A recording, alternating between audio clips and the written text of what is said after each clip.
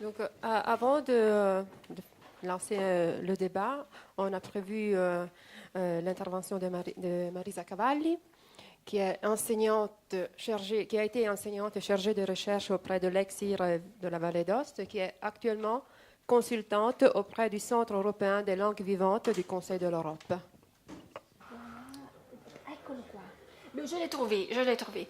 Je disais que souvent, au Val d'Ost, on a tendance à accuser l'école de ce qu'on appelle l'insuccès de la politique linguistique locale.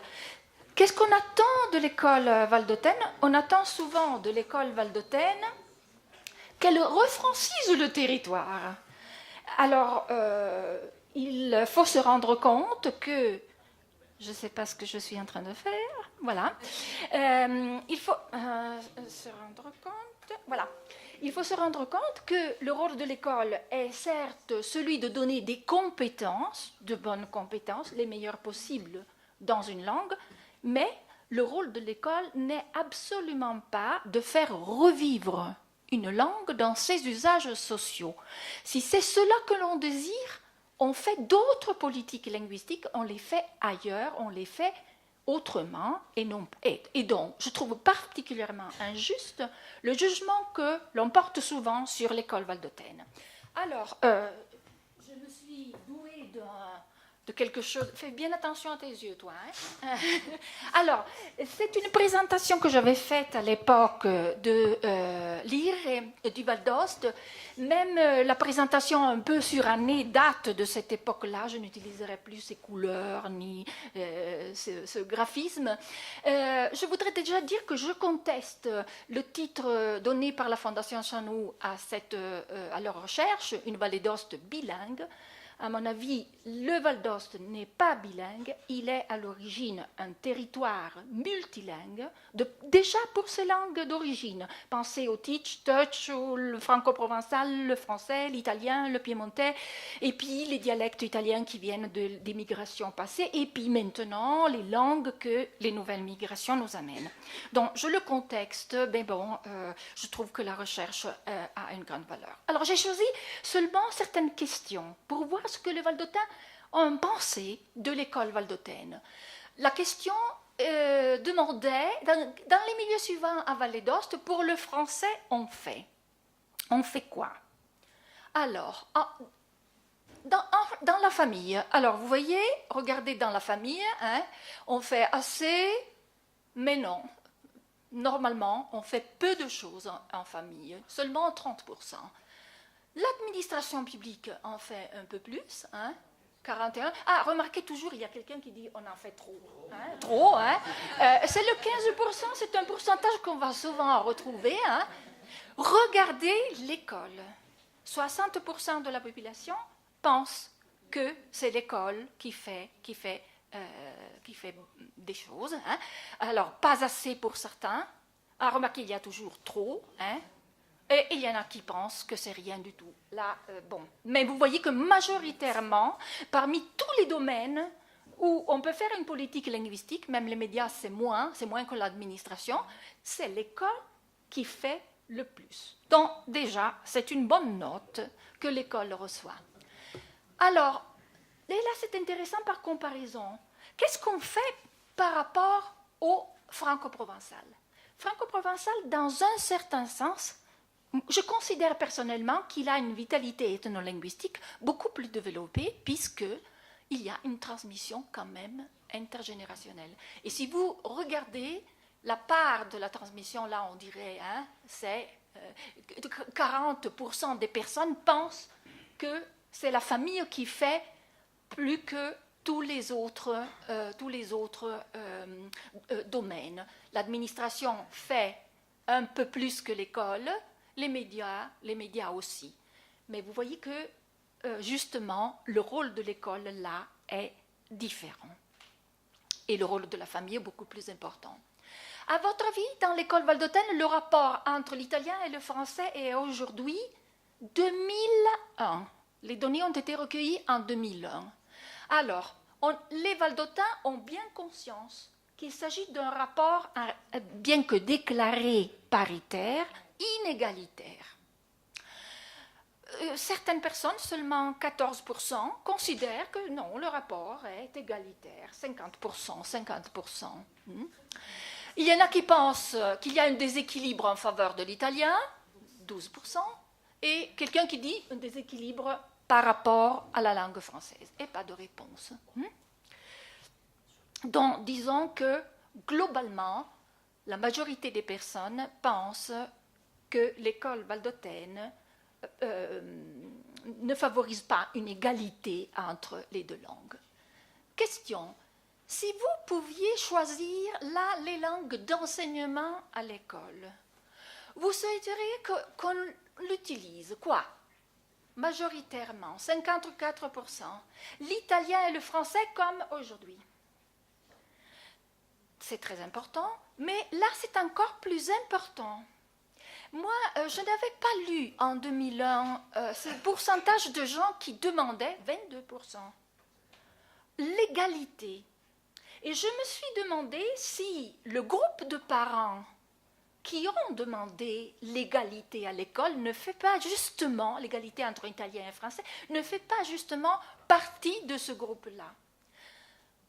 On entend souvent dire le français est une langue imposée, c'est une langue qui nous vient d'en haut, top-down, politique top-down, hein, et donc on imagine que beaucoup de valdôtains pensent cela. Mais non, les personnes qui sont contre sont normalement plus proactives et réactives, et donc on a un 14%, 15%, donc c'est vraiment un pourcentage très limité de personnes que l'on entend peut-être plus que les autres et qui sont contraires à la langue française. Bon, seul l'allemand, j'imagine que c'est quelqu'un de la vallée de Grestonney. Seul le français, vous voyez, il y en a très peu qui demandent cela, autres et pas de réponse. Dans le modèle d'école que vous avez choisi, quelle place accorderiez-vous au franco-provençal? Moi, j'ai trouvé très intéressant ça aussi, parce qu'il y a une attitude très, libertaire, pourquoi pas, oui, mais facultatif, qu'on le choisisse, 60%.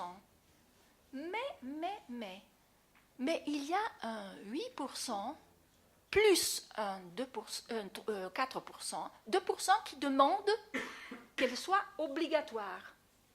Et un 4% qui demande qu'elle soit insérée dans les disciplines exactement comme la langue française. Donc il y a, disons, un petit coin de revendication.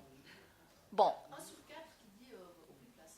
Voilà, naturellement, certains disent aucune place et puis pas de réponse.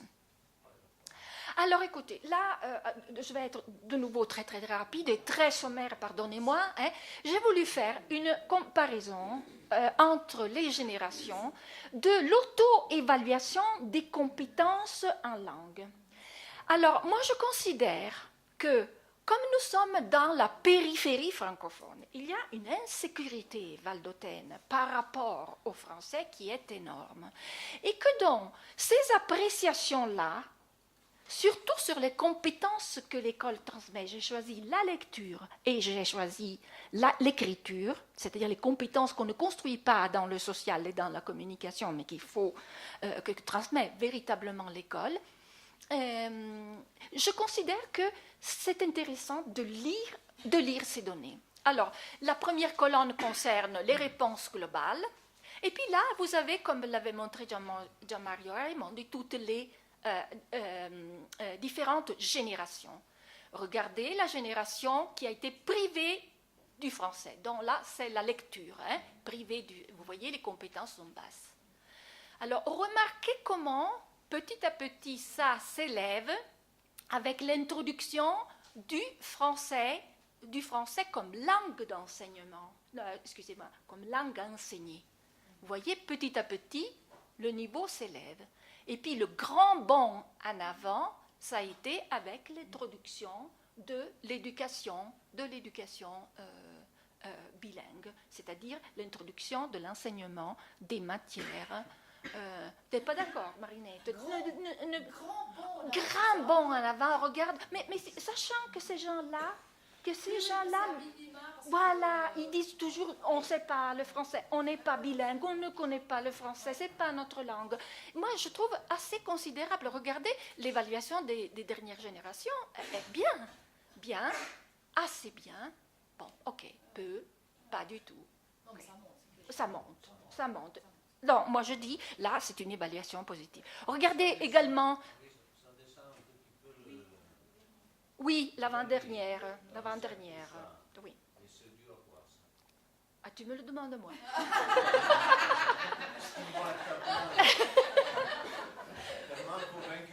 Non, je ne suis pas le bon Dieu. Hein. Je ne sais pas te le dire. Alors, pour l'écriture, vous remarquez la même chose. Hein. Génération privée de la langue française à l'école, génération qui commence, et là, ça, écoutez, c'est normalement la compétence la plus complexe et la plus difficile à obtenir. Alors, personnellement, moi, je vois là une évaluation positive quand même de la... voilà. On parlait représentation tout à l'heure, et je trouve intéressant d'aller voir par rapport justement à la langue. Alors, est-ce que l'emploi en famille d'une langue autre que les langues officielles peut engendrer des difficultés scolaires avec les enfants? Alors, non, bien au contraire. Non du tout. Et là, je pense qu'on a, vous voyez, un 48%, mais même pas 50% qui pensent que c'est bien. Hein? Et puis de l'autre côté, vous avez un peu, oui assez, oui beaucoup, hein, dont un 41% qui, des gens de la population valdôtaine qui pensent que connaître une langue à la maison qui n'est pas la langue officielle, nous avons été victimes. Les gens de ma génération ont été privés de sa langue maternelle, de la langue des parents, disons, non? Le franco-provençal, moi, je le comprends, mais je ne suis pas à même de le parler. Et on a été victime un peu d'attitudes qui étaient encore assez vivantes, assez vivaces en 2001. Hein? Qu'est-ce que j'ai encore là comme ça? Ah, je voulais montrer ça parce que moi, je trouve cela très intéressant. Parce qu'on est plurilingue déjà, mais les Valdôtains ont un désir incroyable de langue. On avait posé une question, c'était remarquable parce qu'on leur avait posé quelle est votre langue maternelle? Et il y a un bon pourcentage de gens qui n'ont pas mis qu'une langue. Ils en ont mis 2, parfois 3, etc. Et les couples pouvaient changer.